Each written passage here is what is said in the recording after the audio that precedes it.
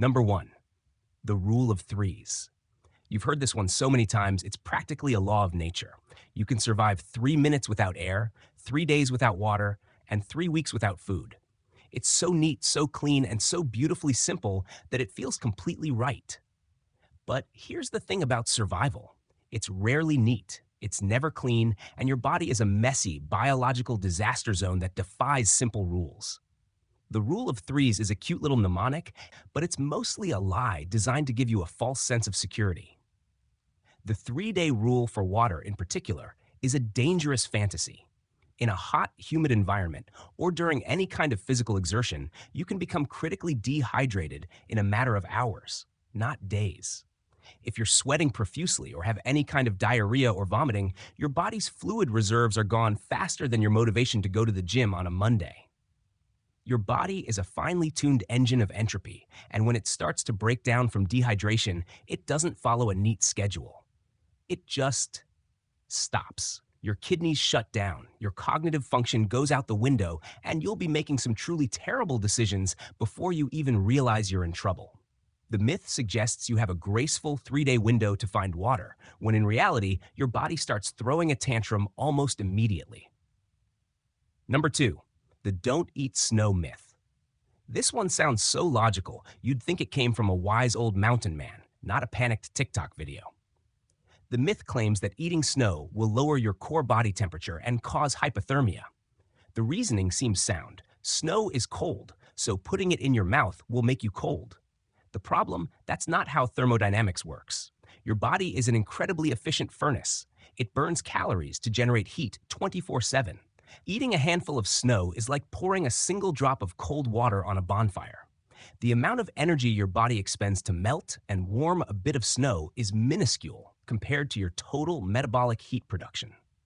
Now, if you decided to eat a bathtub full of snow, yeah, you'd have a problem. But in a survival situation, the benefits of getting any kind of hydration from snow or ice massively outweigh the tiny, almost negligible risk of a slight temperature drop.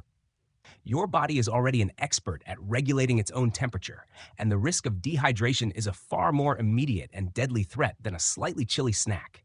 Basically, don't let a fear of a mini brain freeze make you die of thirst. Number three, sucking venom out of a snake bite. This one is a classic movie trope and a staple of bad survival advice. You're in the wilderness, you get bit by a snake, and your hero friend immediately tries to suck the venom out of the wound. The idea is that you'll extract the poison before it can spread. In reality, you're not a vacuum cleaner with a doctorate in venom extraction. You're just a person with a mouthful of bacteria and a small puncture wound. All you're doing is increasing the risk of infection and causing more tissue damage. The snake's venom is already in your bloodstream, traveling to all the places it needs to be. So trying to suck it out is about as effective as trying to unring a bell. It's a pointless, dangerous gesture that makes for great cinema but terrible emergency medicine. The truth is, most venomous snake bites are survivable, and the best thing you can do is stay calm, keep the bite area still, and get to a hospital. This myth is a perfect example of a dangerous and useless ritual that makes people feel like they're doing something, when in fact, they're just making a bad situation even worse. Number four, the cactus water myth. When you picture a stranded person in the desert, what are they doing? They're probably stumbling toward a big, juicy-looking barrel cactus, right? It's the ultimate desert cliche. This idea that you can just cut open a cactus and drink the sweet, life-giving water inside is a myth that will get you so sick, you'll probably wish you were just dehydrated. Most cacti, especially the big barrel cacti you see in movies, contain water that is highly toxic, or at the very least, a powerful laxative. Your body, already stressed from lack of water, will immediately go into emergency mode to purge the toxic alkaloids. This leads to vomiting and diarrhea, which will dehydrate you even faster than just doing nothing. In a twisted, ironic way, you're just accelerating your own demise by trying to do the right thing. It's like trying to put out a fire with gasoline. The only cacti that contain potable water are rare and often have specific signs, but the general rule is, if you don't know what you're doing, don't risk it. Your stomach is not a science experiment. and in a survival situation, the last thing you want is a biological mutiny in your digestive tract. Number 5. The Moss Points North myth. This one is a classic for a reason. It sounds so wonderfully logical. Moss loves shade and moisture, so it must grow on the north side of trees, where the sun doesn't hit as much. This little nugget of folk wisdom has been passed down for generations as a simple way to find your bearings in the woods. The problem is, it's only true in a very narrow, specific, and often useless set of conditions. In the real world, moss is an opportunist. It will grow wherever it can find a foothold and enough moisture. That could be on a rock, a log, a fallen branch, or all sides of a tree, depending on local conditions like wind, canopy cover, and humidity. It's a plant, not a compass. Relying on this myth is like trying to navigate the ocean by following a single, slightly larger wave. You might get lucky, but more likely, you'll just end up walking in circles until you're hopelessly lost. The Moss Points North myth is more of a poetic observation than a reliable navigation tool, and banking your survival on it is a great way to end up as a footnote in a search and rescue report. Number 6. Playing dead for a bear. You've probably been told this since you were a kid. If a bear charges you, just play dead. Fall to the ground, curl into a ball, and the bear will lose interest and wander away. This is, hands down, one of the most dangerous and widely misunderstood pieces of animal advice out there. The truth is, it only works for certain kinds of bears in very specific situations. If you're dealing with a defensive mother bear, playing dead might work because she's just trying to neutralize a perceived threat, not eat you. But if you're dealing with a predatory bear, like a black bear that's actively hunting, playing dead just makes you look like a very easy, very lazy meal. But in that case, you need to make yourself as big and loud as possible. In fact, fighting back is often the only thing that will save you. A bear doesn't want a difficult meal. The play dead myth is a deadly game of Russian roulette, where you have to correctly identify the bear's intentions from a very short distance, which is about as easy as guessing the winning lottery numbers while being mauled. Number 7.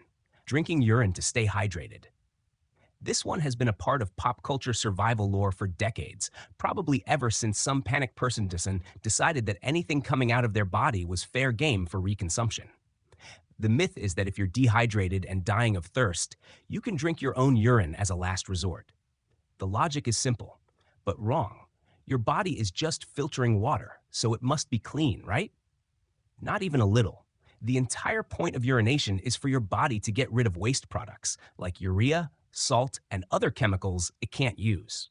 When you drink urine, you're just forcing your kidneys to refilter all of that junk, which requires them to use even more water in the process. It's a biological feedback loop of terrible decisions. Think of your kidneys like a super efficient filter. By drinking urine, you're essentially pouring dirty water back through the filter and expecting a clean result. All you're doing is increasing the waste load on your system and speeding up your dehydration. It's a painful, disgusting, and completely useless way to die. Number 8. Rubbing frostbitten limbs. If you've ever watched a terrible movie about a person stranded in the snow, you've probably seen a character aggressively rub a frostbitten hand or foot to get the blood flowing. This sounds like a logical way to warm up a freezing limb, but it's one of the worst things you can do.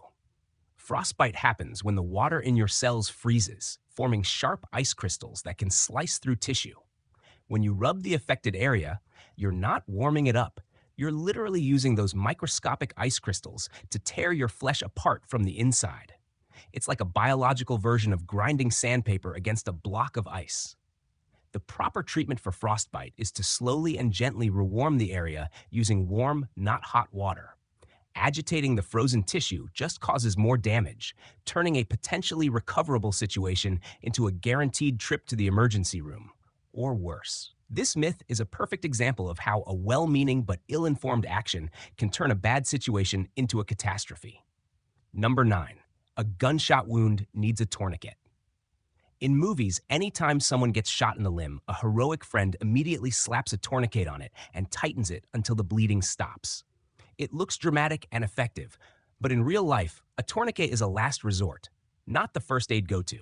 Applying a tourniquet stops all blood flow to the entire limb. If you leave it on for too long, the tissues starved of oxygen and nutrients will start to die. We're talking permanent nerve damage, muscle death, and potential amputation. Tourniquets are meant to be used only for massive, life-threatening hemorrhages that can't be stopped by direct pressure. The vast majority of gunshot wounds do not require this extreme measure. The best and safest approach is to apply firm, direct pressure to the wound with a clean cloth.